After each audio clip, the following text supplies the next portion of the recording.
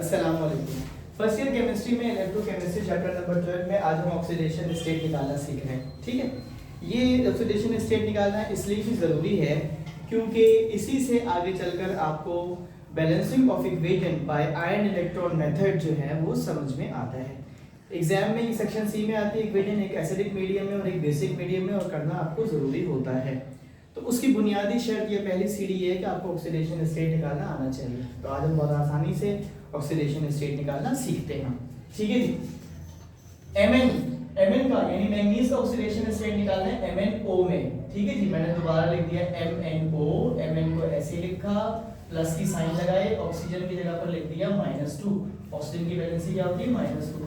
कोई चार्ज यहाँ पर नहीं है तो इज इक्वल्स टू 0। ये मेरा हो गया Mn - 2 इज इक्वल्स टू 0, और जब 2 को मैं उधर शिफ्ट करता हूँ तो बन जाता है Mn is equals to +2।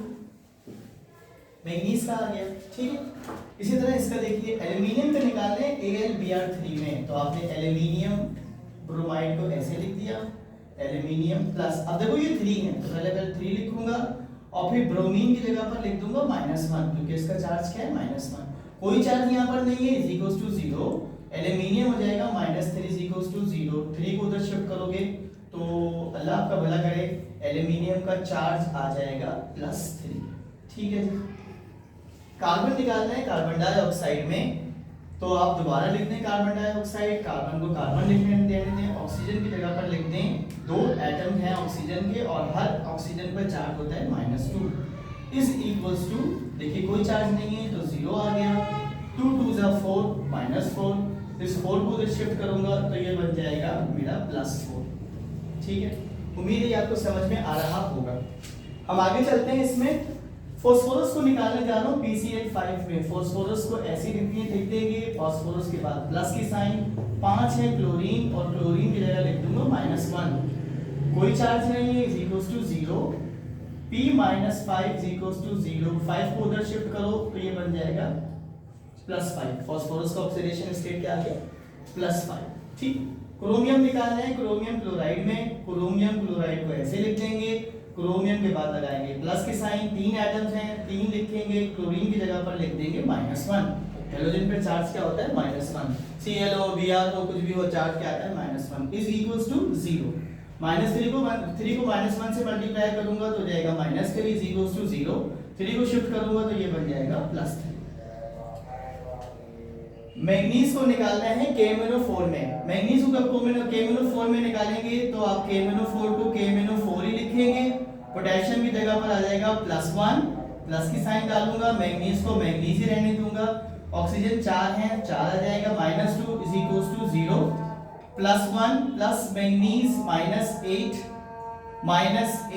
Is equals to 0, manganese -7 is equals to 0, manganese हो जाएगा मेरे पास +7। सिमिलरली नाइट्रोजन को निकालना है नाइट्रिक एसिड में, HNO3 को ऐसे लिख देंगे, हाइड्रोजन अगर फर्स्ट प्लेस पर हो तो +1 होता है तो मैंने लिख दिया +1। नाइट्रोजन को नाइट्रोजन ही लिख दिया, ऑक्सीजन के 3 एटम्स हैं 3, ऑक्सीजन की चार्ज कितनी होती है -2, कोई नेट चार्ज नहीं है तो इज इक्वल्स टू 0। बेटे ये हो जाएगा +1, नाइट्रोजन -6 इज इक्वल्स टू 0, ये -6 +1 के साथ हो जाएगा -5, और नाइट्रोजन पर चार्ज आ जाएगा अल्लाह भला करे कितना +5। सल्फर निकालना है सल्फ्यूरिक एसिड में, सल्फ्यूरिक एसिड को दोबारा ऐसे लिख दूंगा, हाइड्रोजन फर्स्ट प्लेस पर होता है +1 क्योंकि 2 हाइड्रोजन है तो मैंने यहाँ पर लिख दिया +1।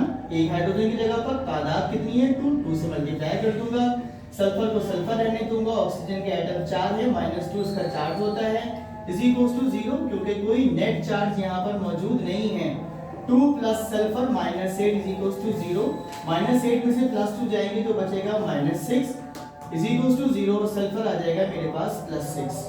सल्फर को निकालना है सोडियम सल्फेट में, तो ये बन जाएगा 2 सोडियम है, दोबारा ऐसे लिख दूंगा Na2SO3।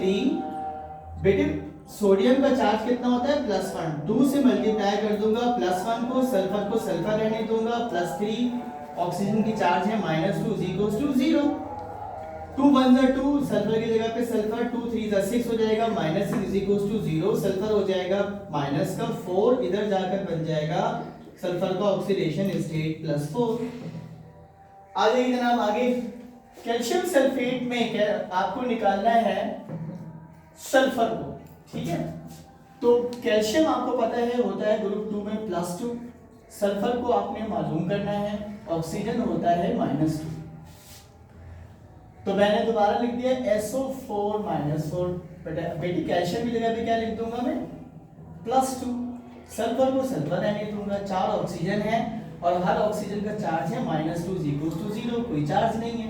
तो ये जाएगा 2 + सल्फर -8 = 0, S - 6 = 0। सल्फर का ये जो -6 है उस तरफ शिफ्ट करोगे तो हो जाएगा +6।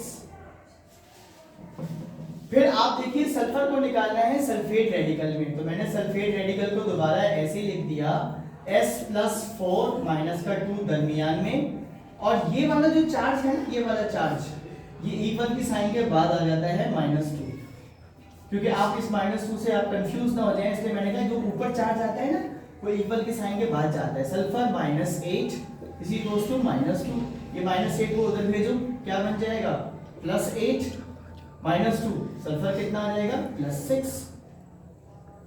फास्फोरस को निकालना है फॉस्फेट रेडिकल में, तो ये बन जाएगा P, ठीक है बेटा, ऑक्सीजन 4 है -2 और ये वाला चार्ज का आ जाएगा इक्वल की साइन के बाद, ये बन जाएगा P -8 = -3, -8 को उधर भेजो तो ये बन जाएगा +8, फास्फोरस पर चार्ज आ जाएगा +5।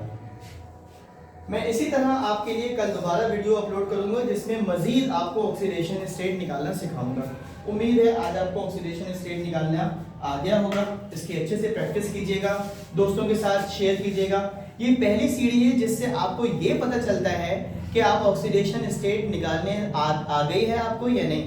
अगर ऑक्सीडेशन स्टेट नहीं निकाल पा रहे तो आपसे इक्वेशन बैलेंस नहीं हो पाएगी, और इक्वेशन बैलेंस करना केमिस्ट्री के पेपर में फर्स्ट ईयर में लाजमी है सेक्शन सी में। और जिसको ऑक्सीडेशन स्टेट निकालना आ गई उसकी इक्वेशन बैलेंस करना बहुत आसान है। उम्मीद करता हूँ कि अल्लाह ताला आपको समझने की तौफीक अता फरमाए। अल्लाह हाफिज़।